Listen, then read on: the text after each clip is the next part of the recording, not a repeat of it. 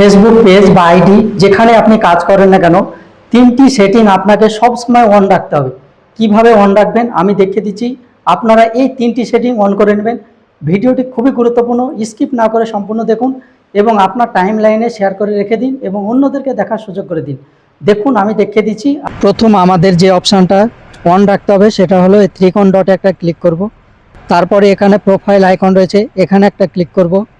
তারপরে আমরা এখানে ত্রিকোণ ডট দেখতে পাবো, এখানে একটা ক্লিক করব। তারপরে আমরা এখানে দেখতে পাবো পেজ স্ট্যাটাস, এই অপশানটা ক্লিক করব।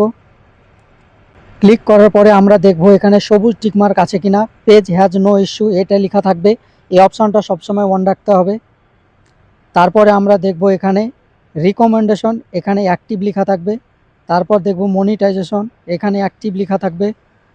তারপর আমরা প্রফেশনাল ড্যাশবোর্ডে চলে যাব। প্রফেশনাল ড্যাশবোর্ডে যাওয়ার পরে আমরা এখানে মনিটাইজেশন অ্যাক্টিভ, তারপর পেজ রিকমেন্ডেশন অ্যাক্টিভ, এই অপশান দুটি দেখব। তারপরে আমরা মনিটাইজেশন অপশানটি অন করে দেখব।